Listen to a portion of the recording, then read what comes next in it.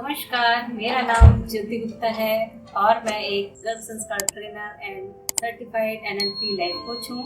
आप सभी का स्वागत करती हूँ अपने चैनल पर। फ्रेंड्स, आज जिस टॉपिक को लेके आई हूँ वो है RAS फैक्टर। RAS फैक्टर क्या होता है, कैसे काम करता है, ये इसके बारे में हम आज देखेंगे। तो RAS का फुल फॉर्म है रेटिकुलर एक्टिवेटिंग सिस्टम और ये हमारे ब्रेन का एक ऑर्गन मान सकते हो, एक शक्ति मान सकते हो या नर्वस का एक बंडल मान सकते हैं आप। और यदि ये सेंसिटाइज हो जाए तो हमारी ग्रोथ एक्सेलरेट होती है और यदि ये नॉन सेंसिटाइज है तो हमारी ग्रोथ कितनी भी मेहनत करने के बाद में कम ही रहती है।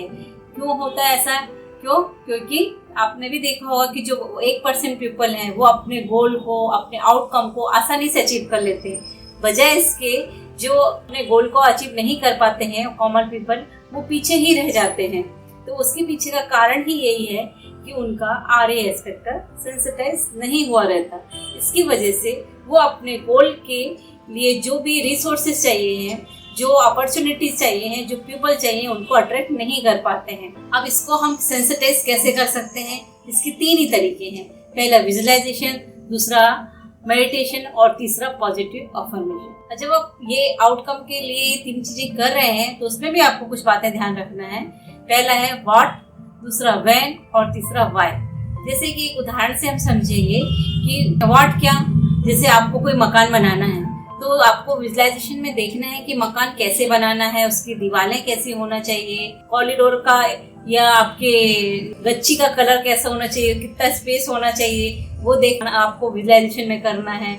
आपने किचन बनवाया है, किचन में चिमनी कहाँ लगाई है, बेडरूम में आपके लाइटिंग कैसी होना चाहिए, कौन सा आपको वहाँ पे कर्टन्स लगाना, किस कलर के होना चाहिए, उन सारी चीज़ों को आपको छोटे छोटे चीज़ों पे ध्यान देना है और उसको आपके विजुअलाइजेशन में इंक्लूड करना होगा।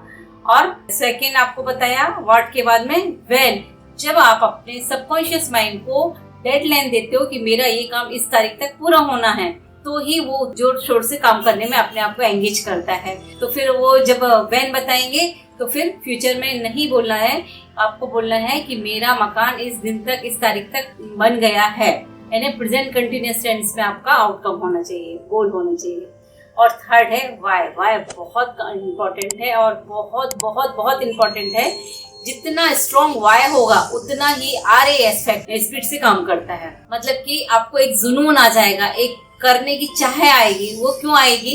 जब उसको आप आपके माइंड को ये बताओगे कि ये अचीव करने से मुझे इसका बेनिफिट क्या होने वाला है। जैसे कि आपको मकान बनाना है तो मकान बनाने के बाद में उसके फायदे क्या है? मतलब पूरी फैमिली को एक सेफ्टी मिलेगी और आपका स्टेटस मेंटेन होगा। जो भी चीजें आप इसमें बताना चाहते हैं उसमें आपको वाई में इनको इंक्लूड करना पड़ेगा। तो आज हमने देखा कि हम अपने RAS फैक्टर को स्ट्रॉन्ग रूप से सेंसिटाइज करके अपनी ग्रोथ को एक्सेलरेट कर सकते हैं और हर एरिया में, लाइफ के हर एरिया में हम अपनी ग्रोथ कर सकते हैं।